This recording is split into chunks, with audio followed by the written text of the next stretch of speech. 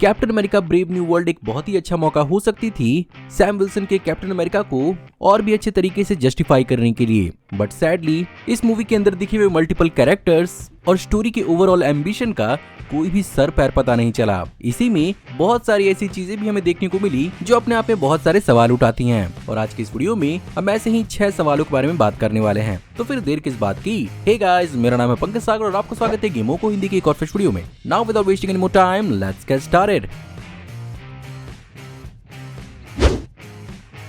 Captain America brave new world Sam Wilson के captain America के साथ साथ एडवर्ड नॉर्टन वाले द इनक्रेडिबल हल्क का एक सीक्वल भी थी, जिसके वजह से ही यहाँ पर ब्रूस बैनर से जुड़े हुए कई सारे कैरेक्टर्स और उसके एस्पेक्ट्स को यहाँ पर यूज किया गया है। सिवाय खुद ब्रूस बैनर के हल्क के, जो प्रेसिडेंट थियोडिस रॉस की हिस्ट्री और द सैमुअल स्टर्न्स के द लीडर से काफी पहले से वाकिफ है। साथ ही साथ जब लास्ट टाइम हमने उसे देखा था तो हमें शी हल्क के लास्ट एपिसोड में अपने बेटे से इंट्रोड्यूस करवाता है, जिसके कारण मोस्ट प्रोबेबली वो धरती पर ही अपने बेटे के साथ कहीं न कहीं मौजूद जरूर होगा। ऐसे में बहुत बड़ा सवाल उठता है कि उसका इंक्लूजन इस मूवी के अंदर क्यों नहीं दिखाया गया। वेल, इन माय ओपिनियन इसके 2 कारण हो सकते हैं। एक तो यहाँ पर नए कैप्टन अमेरिका को एस्टैब्लिश करना था, साथ ही साथ उसे ओवरशैडो न करने के लिए यहाँ पर हल्क को इंक्लूड नहीं किया गया होगा। इसके अलावा यहाँ पर ब्रूस बैनर के हल्क को दिखाना विजुअल इफेक्ट्स के हिसाब से भी काफी ज्यादा महंगा पड़ता मार्वल स्टूडियोज को, और इस मूवी को इंटेंशनली ग्राउंडेड और पॉलिटिकल दिखाने की कोशिश की जा रही थी। लेकिन इन माय ओपिनियन अगर लास्ट सीन के अंदर ग्रीन हल्क और रेड हल्क की फाइट को दिखाया गया होता, इस बात को ध्यान में रखते हुए कि actually Theodosius Ross personally Hulk से दुश्मनी करता था, तो शायद यहाँ पर एक अच्छे प्लॉट डिवाइस का इस्तेमाल हो सकता था वर्ल्ड वॉर हल्क को सेटअप करने में, और उसे टीज किया जा सकता था। अब मार्वल के अंदर एडमेंटियम क्या है, हो सकता है आप में से कुछ लोग ना जानते हों। वेल, एडमेंटियम मार्वल के अंदर वाइब्रेनियम की तरह ही एक बहुत ही एसेंशियल मेटल होता है, जिसका प्राइमरली इस्तेमाल मार्वल कॉमिक्स के अंदर वुल्वरीन के मेटल स्केलेटन और उसके क्लॉज के लिए किया गया था। बट मार्वल के अंदर इसके इंट्रोडक्शन को अब काफी अलग तरीके से दिखाया गया है, जहां पर इटर्नल्स मूवी के एंड में जब सर्सी टियामट को ट्रांसम्यूटेट करती है, तो अपेरेंटली इस मूवी के हिसाब से वो उसे एडमेंटियम में बदल देती है, और इसी प्रेशियस मेटल के लिए पूरी दुनिया एक्चुअली फाइट कर रही है। एंड ऑब्वियसली हो सकता है कि मार्वल सिनेमैटिक यूनिवर्स में इन फ्यूचर ये मार्वल के वुल्वरीन की एडमेंटियम क्लॉज और स्केलेटन का एक रीजन बने। लेकिन हैरानी की बात तो यह है कि कॉमिक बुक के अंदर ये एक मैन मेड अलॉय होता है, जिसे स्पेसिफिकली वुल्वरीन के लिए बनाया जाता है, और ये नेचर में नहीं होता, जहां पर यूएस गवर्नमेंट इसे टॉप सीक्रेट तरीके से बनाती है, और एडमेंटियम की मदद से हर चीज को काटा जा सकता है वाइब्रेनियम और थॉर के हैमर के उरू मेटल के अलावा।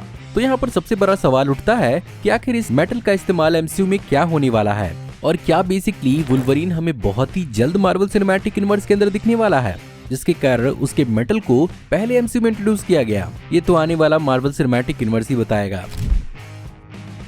सेबेस्टियन स्टैन का बकी बार्न्स मार्वल सिनेमैटिक यूनिवर्स में एक काफी स्ट्रेंज कैरेक्टर रहा है, जहां पर उसके मॉरल्स तो अपने दोस्त स्टीव रॉजर्स की तरफ ही थे, लेकिन उसके कुछ पुराने रशियन और हाइड्रा एक्सपेरिमेंट्स के चलते मार्वल सिनेमैटिक यूनिवर्स के अंदर इस बात को कई बार हिंट किया गया है कि उस पर भरोसा नहीं किया जा सकता। ऑफ कोर्स बकी उस भरोसे को हमेशा जीतने की कोशिश करता रहता है। तो क्या captain America brave new world के अंदर बकी के कैमियो से ये बात साबित होती है कि उसने एक्चुअली पूरी दुनिया का भरोसा जीत लिया है, और यूएस गवर्नमेंट के हिसाब से वो एक पॉलिटिकल कैंडिडेट चुना जा सकता है? I mean captain America winter soldier के अंदर उसे एक लिटरल टेररिस्ट के रूप में दिखाया गया था। साथ ही साथ कैप्टन अमेरिका सिविल वॉर के अंदर इस बात को साबित किया गया कि उसी ने टोनी स्टार्क के पेरेंट्स को मारा था। इसके अलावा सिविल वॉर मूवी के अंदर ही सोकोविया अकॉर्ड्स के खिलाफ वो स्टीव रॉजर्स के साथ खड़ा था। ऑफ कोर्स जितनी भी बुराई उसने मार्वल सिनेमैटिक यूनिवर्स के हिस्ट्री के अंदर की है, वो बेसिकली किसी के इन्फ्लुएंस में आके की थी। तो ऐसे में क्या उसे क्लीन चिट मिल चुकी है और उसे यहाँ पर अब अपने पॉलिटिकल करियर को एक्सप्लोर करते हुए दिखाया जाएगा? और अगर ऐसा है तो वो थंडरबोल्ट्स में अपने पुराने विंटर सोल्जर वाले अवतार में क्यों है? देखते हैं मार्वल इसका किस तरह से जवाब देता है।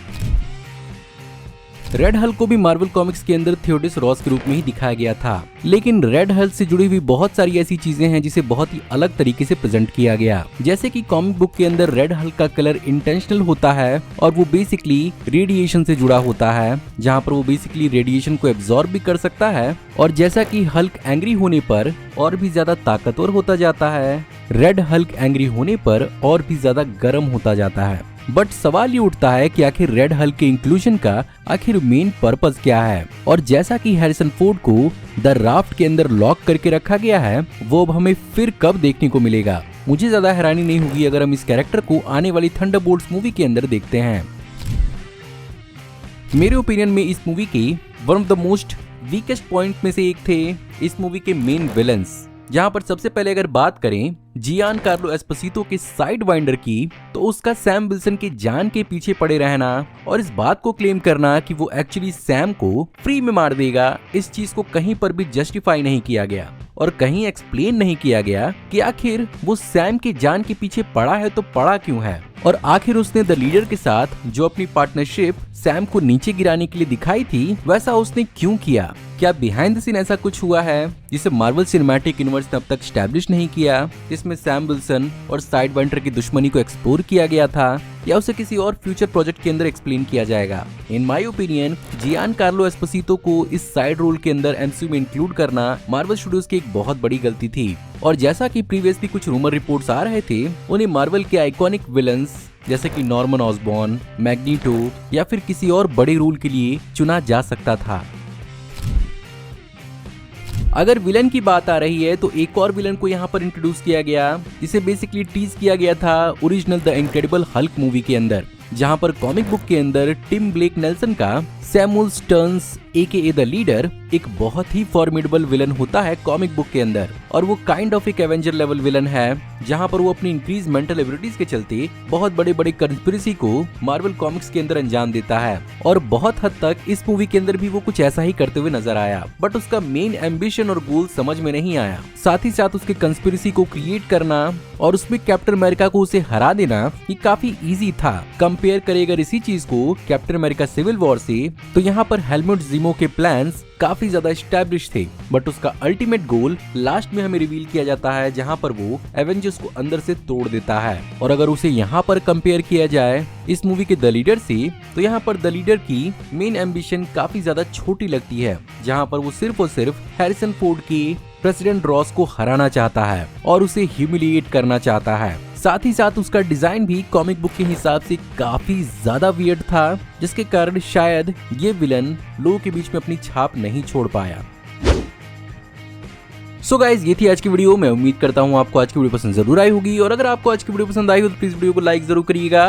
कमेंट्स में आप बताइए कि आपको इस मूवी में दिखाए हुए और कौन कौन सी चीजों का सेंस नहीं बना और आपके हिसाब से उसे इस लिस्ट में होना चाहिए था। साथ ही साथ आप इस चैनल पर और क्या देखना चाहते हैं वो भी इंक्लूड करना मत भूलिएगा। अगर आप इस चैनल पर नए हैं तो प्लीज चैनल को सब्सक्राइब कर लीजिए, क्योंकि हम ऐसे औसम वीडियोस चैनल पर लाते रहते हैं। मैं जल्दी आपको एक नई वीडियो में देखने को मिलूंगा, तब तक आप हमारी इन वीडियोस को एंजॉय कर सकते हैं। Thank you for watching, see you in the next video. Till then take care, good bye.